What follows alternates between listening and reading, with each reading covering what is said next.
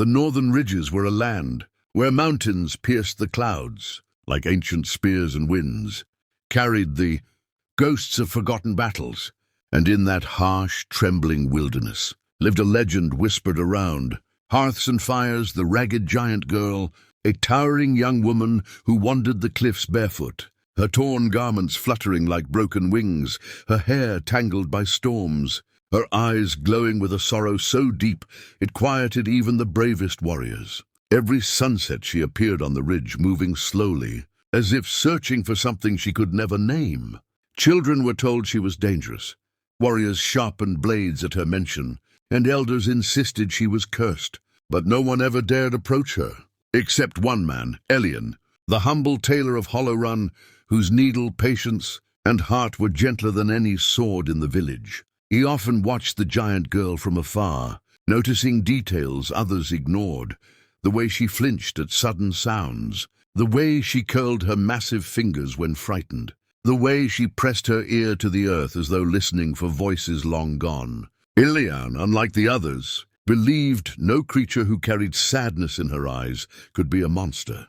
And one night, when the sky roared with a storm so violent it bent trees like reeds, he found her collapsed at the frozen riverbank, trembling beneath the lashes of icy rain, her huge frame curled like a wounded child, her breathing uneven and desperate. Fear battled compassion inside him, but compassion won as he stepped toward her, lantern quivering in his hand.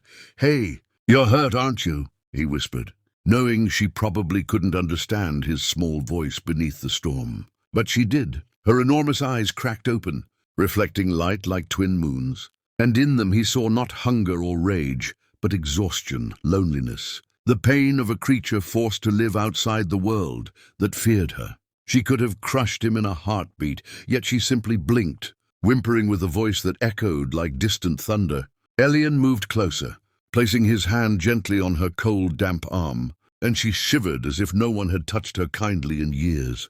That night, while the village hid inside locked houses, Elian covered the giant girl with every blanket he owned, sitting beside her until dawn, whispering warmth into the storm. At sunrise, she tried to rise but staggered, and Elian realized her clothes, mere scraps, were the only thing shielding her from winter's wrath. In that moment, something inside him sparked, not fear, not pity, but a longing to give her dignity, warmth, and something she'd never known, belonging. He hurried back to his shop, gathering every roll of fabric he owned, every thread, every needle, sketching frantically as though guided by destiny itself. And from dawn to dusk he worked, cutting enormous pieces of cloth, stitching with ropes instead of thread, climbing ladders to reach the heights of the dress he envisioned, a white dress, pure and soft and luminous, a dress worthy of someone forgotten by the world, but deserving of grace. The villagers mocked him,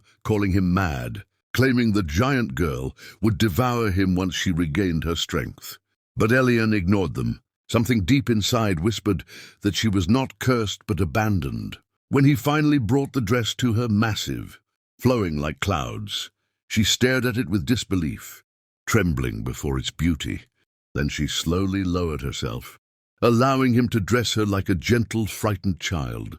When she stood, the morning sun caught the white fabric, making her look less like a monster and more like a fallen star returning to the sky. For the first time, the giant girl smiled, shy, broken, hopeful, and the ground itself seemed to hold its breath. Elian asked her name, and after a long pause, she pointed to her heart and whispered a single echoing word, Leora.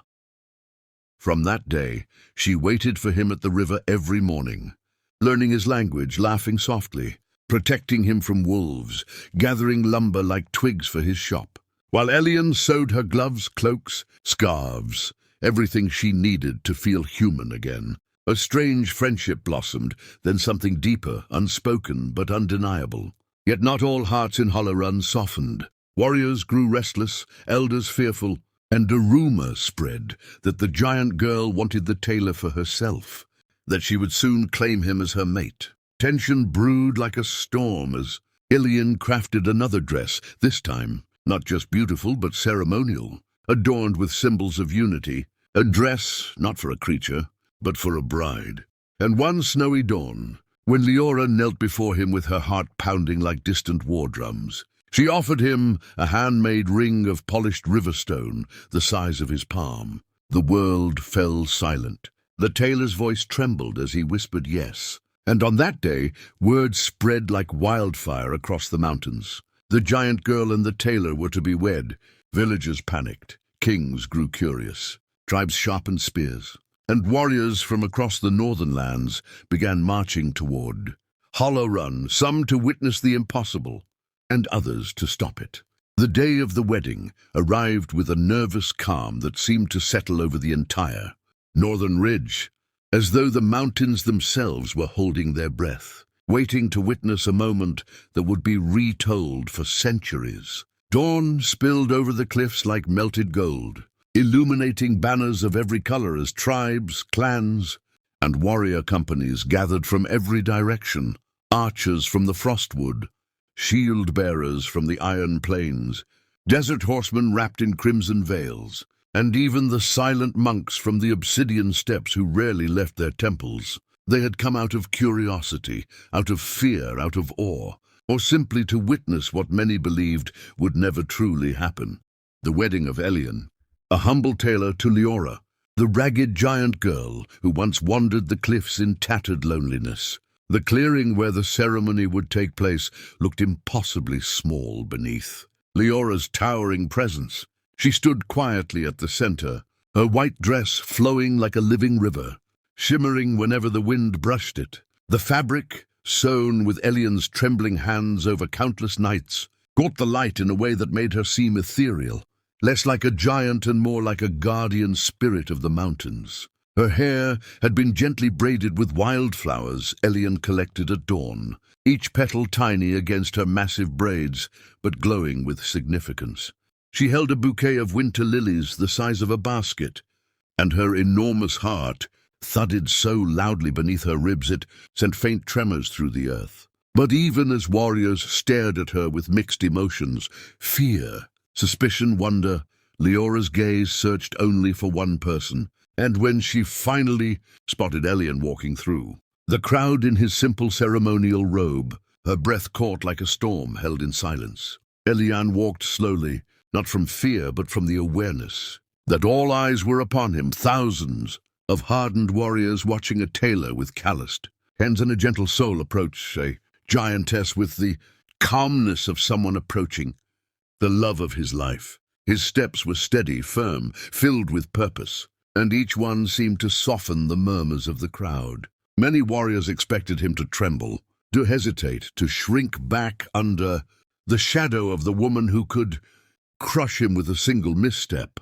But he instead smiled, a small, warm smile that climbed the cliffs and melted the frost of every heart that witnessed it. When he finally reached Leora, she knelt down slowly, lowering herself with the grace of a mountain bowing to the sun. Her massive hands rested on her knees, trembling slightly with the weight of this moment. Elian reached up and placed his palm against her cheek, a gesture that drew gasps throughout the clearing. A giant and a human, face to face, united not by fear or power, but by trust. The ceremony was simple, as both desired. No king presided, no priest chanted, no elder declared judgments. Instead, they chose an ancient mountain tradition, one that required only truth, intention, and two hearts beating in unison.